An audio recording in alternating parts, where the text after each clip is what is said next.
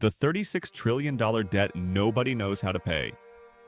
Imagine waking up tomorrow and discovering that your family owes more money than it could ever realistically repay. Not thousands, not millions, trillions. Now imagine that family is the United States.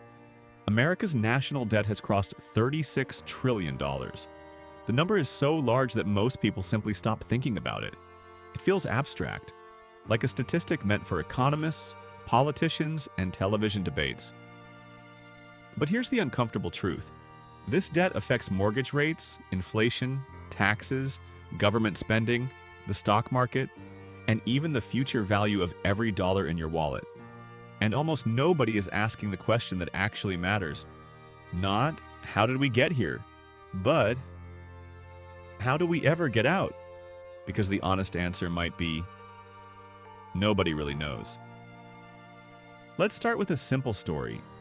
Imagine you earn $80,000 a year. Every year you spend $90,000. You borrow the extra $10,000. Next year you do it again. Then again. After a while, your debt becomes so large that you're borrowing money just to pay interest on old loans. For a normal family, that ends in bankruptcy. But countries don't work exactly like families, and that's where things become strange. Every year, the US government collects money through taxes. It also spends money on things like Social Security, Medicare, defense, infrastructure, education, disaster relief, and interest payments on previous debt. Sometimes tax revenue isn't enough. Instead of immediately raising taxes or cutting spending, the government borrows. How? It sells Treasury securities. Think of them as I owe us. Investors, pension funds, banks, insurance companies, and foreign governments buy these Treasury bonds because they're generally considered among the safest investments in the world. America receives cash today. In return, it promises to repay that money later, with interest. Simple. Until you repeat that process, for decades. The debt didn't appear overnight. Wars increased spending. Financial crises required emergency rescue packages. Recessions reduced tax revenue. The COVID-19 pandemic added trillions of dollars in extraordinary government support within a very short time. Each event made borrowing seem reasonable. Individually, most decisions made sense. Collectively, they built one of the largest debt piles in human history. Here's where most conversations stop. People assume the government eventually writes one giant check. That never happens. Instead, much of the debt gets rolled over. Imagine your credit card bill arrives. Instead of paying everything off, you replace it with another loan. Later, you replace that loan with another. The principal survives. Only the lender changes. Countries refinance debt constantly. That system works. As long as investors continue believing they'll eventually be repaid. Confidence is everything. Now comes the hidden mechanism.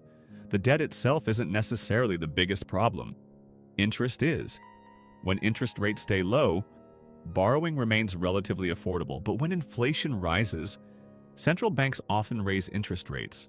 Suddenly, every new dollar the government borrows becomes more expensive. Even refinancing old debt costs more. It's like having an adjustable rate mortgage during a period of rapidly rising rates. Nothing changed about the house, only the cost of borrowing. Here's the uncomfortable math. Imagine borrowing $1 trillion at 1%. Annual interest costs around $10 billion. Borrow the same amount at 5%. Now interest alone jumps to roughly $50 billion. The debt didn't grow. The price of carrying it exploded.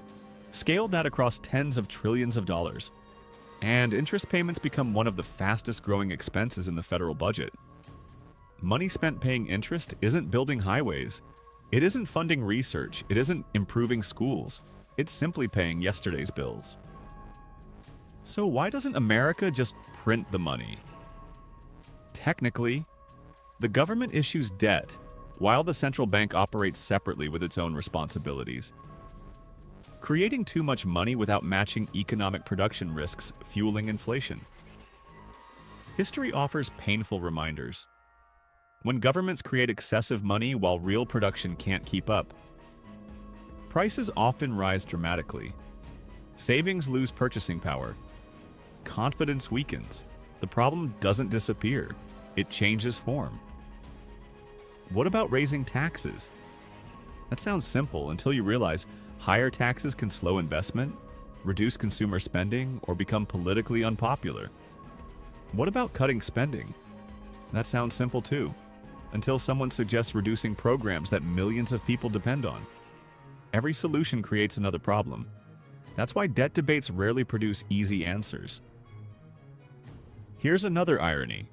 The United States benefits from something many countries don't. The US dollar remains the world's dominant reserve currency. Global trade, international finance, and central bank reserves rely heavily on dollars.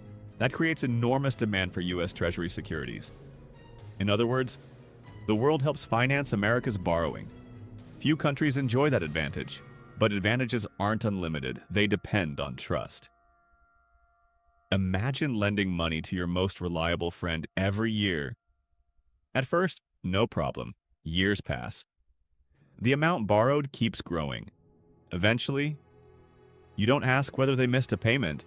You ask whether they'll ever stop borrowing. That's how confidence slowly changes. Not through panic, through doubt.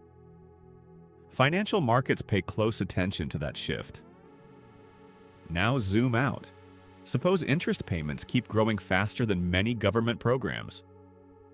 Future politicians face difficult choices. Borrow even more, raise taxes, reduce spending, or accept larger deficits. None of those choices is painless. Each one affects ordinary families in different ways.